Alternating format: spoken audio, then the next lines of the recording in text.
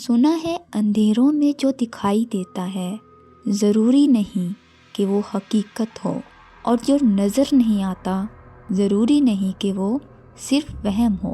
یہ کہانی ہے ایک ٹرک ڈرائیور کی جو ایک ایسے جنگل میں پھنس گیا جہاں صرف وہ نہیں تھا بلکہ کچھ اور بھی تھا۔ السلام علیکم، کیسے ہیں آپ سب؟ امید ہے آپ سب ٹھیک ٹھاک ہوں گے۔ اللہ پاک آپ کو ہمیشہ خوش رکھے۔ میں لائی ہوں ایک اور ٹرک ڈرائیور کی ریئل سٹوری آپ لوگوں کے لیے۔ اگر آپ لوگوں کے پاس بھی ایسی کوئی کہانی ہے تو ہمیں بھیج سکتے ہیں۔ ڈسکرپشن میں آپ کو واٹس ایپ اور ای میل مل جائیں گے۔ تو چلتے ہیں اپنی کہانی کی طرف۔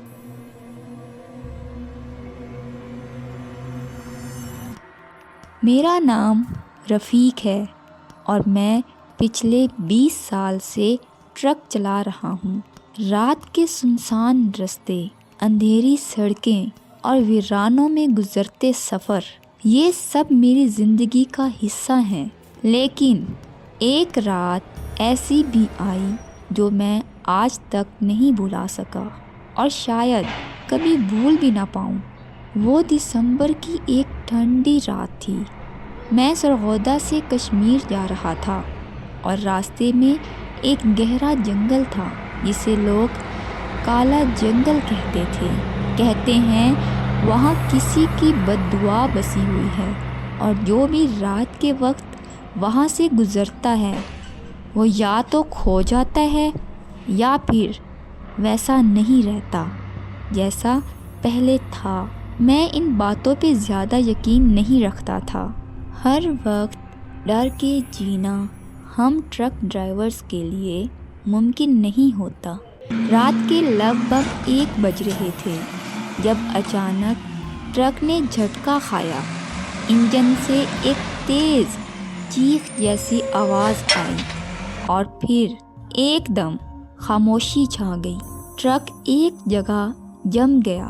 میں نے چابی دوبارہ گھمائی لیکن انجن سٹارٹ نہیں ہوا۔ مشکل وقت ہے بھائی، دعا پڑھ لو، بلال جو میرے ساتھ تھا دھیمی آواز میں بولا۔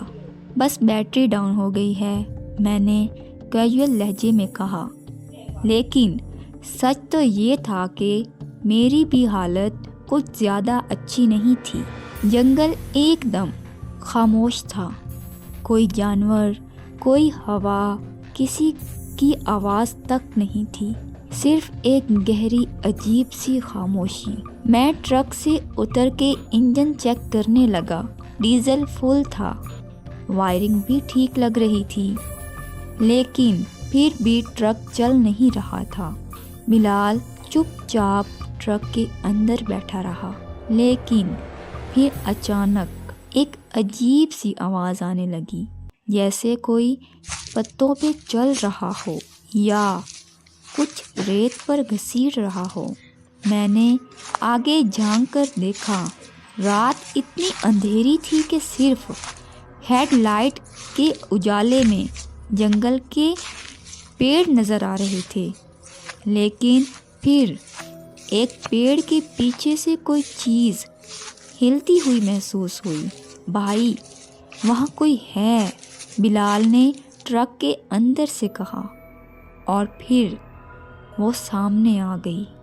لمبی کالی چادر میں لپٹی ایک عورت۔ اس کا چہرہ اندھیرے میں چھپا تھا، لیکن اس کی آنکھیں وہ لال چمک رہی تھیں جیسے جلتے ہوئے کوئلے۔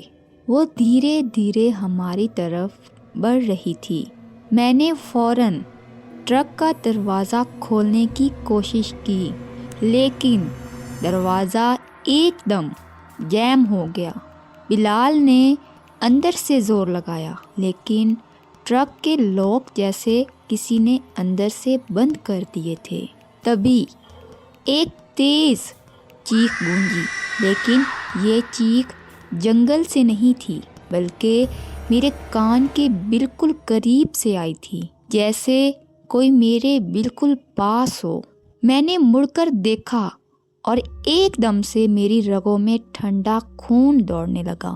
وہ کالی مخلوق اب صرف 2 قدم دور تھی۔ اس کا چہرہ دھیرے دھیرے دکھائی دینے لگا۔ وہ چہرہ انسانی نہیں تھا۔ اس کے دانت بڑے اور تیز تھے، جیسے کسی جانور کے ہوں، اور وہ پھنسے جا رہی تھی۔ پھر ایک اور عجیب چیز ہوئی۔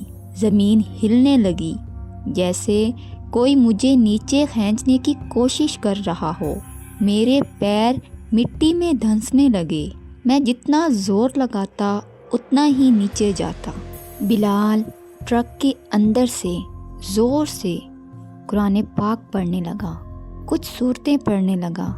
اس کی آواز تیز ہوتی گئی اور اسی وقت وہ مخلوق گھومنے لگی، جیسے اس کو جلن ہو رہی ہو۔ اس کی چیخیں اور تیز ہوتی گئیں اور پھر اچانک سب کچھ ختم ہو گیا۔ آنکھ کھلی تو میں صبح کے وقت ٹرک کے اندر تھا۔ بلال میری بغل میں سو رہا تھا، لیکن سب سے عجیب بات یہ تھی، ٹرک بالکل راستے پہ سیدھا کھڑا تھا اور انجن بھی بالکل ٹھیک چل رہا تھا۔ بس میری شرٹ مٹی سے بھری تھی، جیسے میں رات بھر زمین کے اندر دبا رہا ہوں۔ اس دن کے بعد میں کبھی اس راستے سے نہیں گزرا، اور جو گزرتا ہے اس کو بس ایک ہی مشورہ دیتا ہوں، اگر ٹرک کبھی جنگل کے بیچ رک جائے تو اندر مت رکنا، کیونکہ جو وہاں رہتے ہیں وہ انسان نہیں۔ اگر آپ کو یہ کہانی پسند آئی تو ایول سٹوریز ود زرنش کو ضرور سبسکرائب کریں۔ آپ کو ایسی اور بھی حیرت انگیز اور خوفناک کہانیاں سننے کو ملیں گی۔ کیا آپ نے بھی کبھی ایسی کوئی چیز محسوس کی ہے؟ اپنا تجربہ ہمیں ضرور شیئر کریں۔